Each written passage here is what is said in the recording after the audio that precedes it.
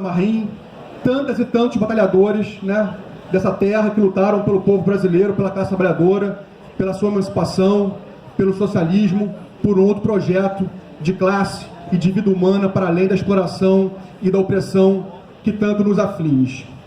Né? Também gostaria de parabenizar a diretoria nacional e também a comissão organizadora local, né, as companheiras e companheiros da UNEB, né, pela excelente organização do evento e certamente até o final vai nos acolher super bem e nós vamos conseguir levar ao final os nossos debates, que vão ser quentes, vão ser polarizados, mas vamos sair daqui com um plano de lutas unitário e que seja capaz de barrar esses golpes e ataques à classe trabalhadora que vêm sendo dados há muito tempo e que se agudizaram desde 2016.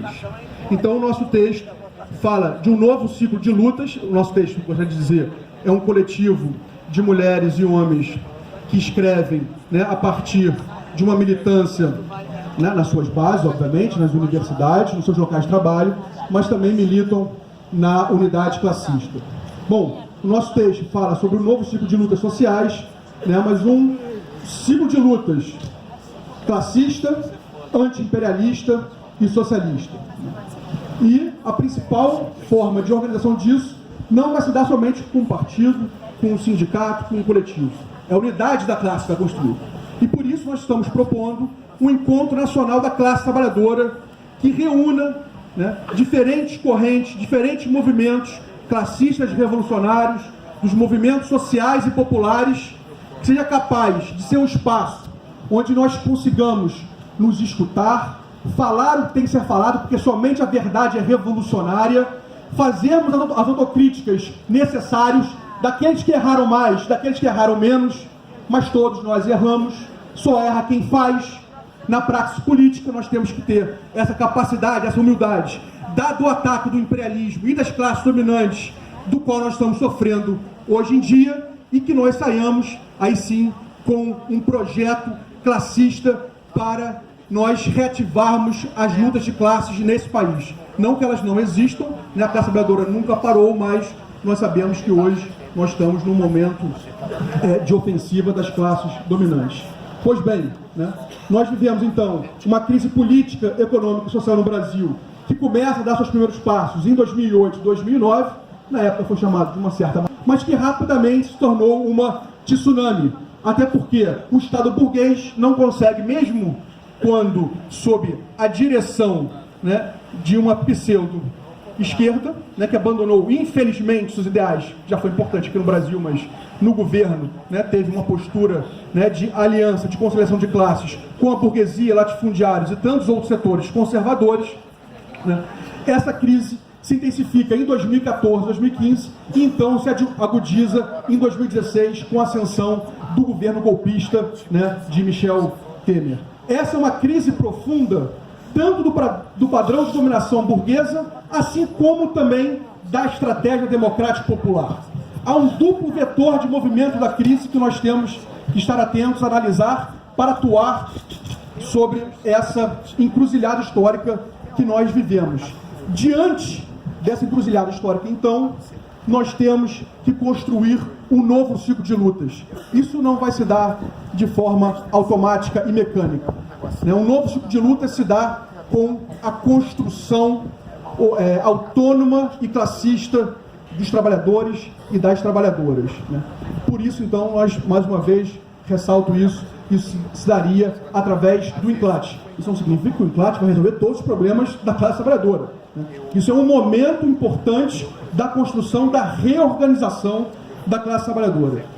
E nessa crise capitalista que nós vivemos, para citar lá um revolucionário italiano, Antonio Gramsci, onde o velho não morre e o novo não nasce, vivemos os fenômenos mais mórbidos. No Brasil, a ascensão do fascismo, o fundamentalismo religioso, as forças armadas ditatoriais, escolas sem partido, etc.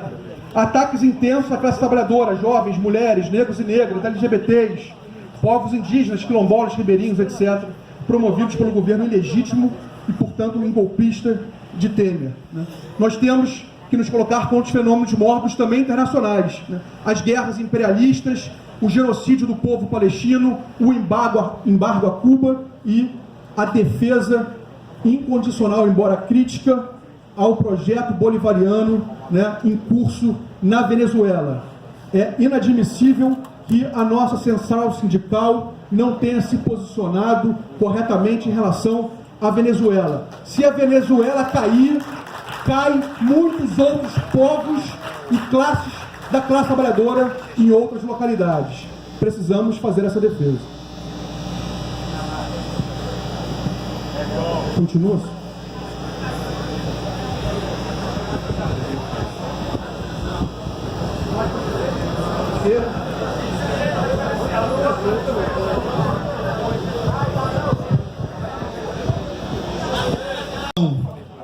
Desses ataques, né, da crise capitalista, isso não significa que a classe trabalhadora está parada, né? O apassivamento gerado pela conciliação de classes no Brasil e no mundo, isso também não foi um fenômeno somente brasileiro, embora não queira tirar da reta, né, a responsabilidade de nenhuma força política brasileira, mas isso é mundial. Mas o apassivamento não significa o fim da participação dos trabalhadores e das trabalhadoras na luta de classes, né? A classe trabalhadora, jovens, mulheres, a periferia, né, estão passivas na luta de classes? Não. Existem lutas importantes que nós temos que estar ressaltando, sem, contudo, cair no fanismo de acharmos que nós estamos no ascenso da luta de classes, né, ou num período pré-revolucionário. Longe disso. Mas é importante dizer que a classe trabalhadora se coloca, assim, como um sujeito histórico, lutando contra a exploração, a alienação, a subsunção e também contra as opressões dos mais diversos tipos. Mas é necessário qualificarmos, do ponto de vista analítico, essa movimentação daquilo que Florestan Fernandes falava dos de baixo, né? Um novo ciclo de lutas realmente surgiu a partir das jornadas de junho de 2013, né? Uma direção, quer dizer, um movimento das massas, espontâneo, que a direita disputou, em algum momento sim, ganhou, mas nós tivemos alguns saldos positivos que nós temos que dar encaminhamento àquilo que nós conseguimos construir naquele então, embora tenha sido sem uma direção classista.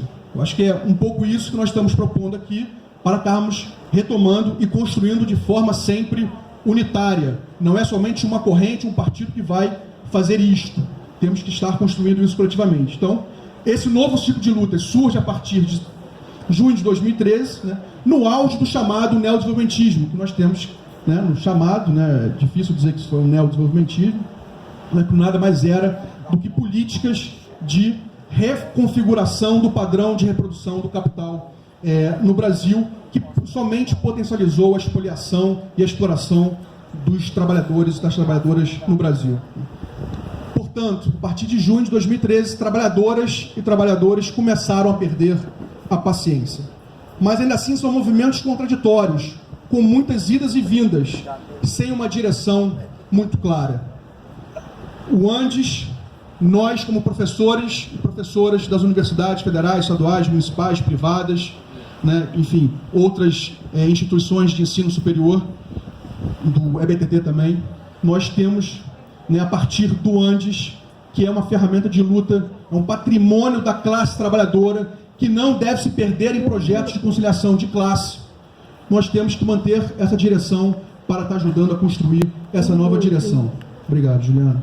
Por isso é fundamental e urgente a constituição de uma frente política das correntes revolucionárias e classistas, de movimentos sociais populares, com a construção de um projeto classista das dois trabalhadoras e trabalhadoras, né? Como, mais uma vez, a partir do enclate. Sublinhando só um pouquinho, já devo perceber isso. Por fim, o movimento docente e a reorganização da classe trabalhadora, né? O Andes foi protagonista num conjunto de lutas nos últimos anos. As greves nacionais e estaduais em 2015, 2016 e 2017. A greve geral histórica de 28 de abril, 100 anos depois da primeira greve geral construída em São Paulo pelo movimento anarquista e outros setores. A Marcha em Brasília de 24 de maio. Assim também como a tentativa de construção de nova greve geral no dia 30 de junho, como foi falado aqui, traída pela maioria das centrais sindicais. Temos ainda muito o que fazer em 2018, então, concluído, é uma luta duríssima que requer unidade de ação com determinadas pautas, a construção do terceiro Encontro Nacional de Educação, o fortalecimento do FONASEF da CNESF, né, e ampliação de comitês locais contra as reformas, né, com o objetivo de construção de uma nova greve geral.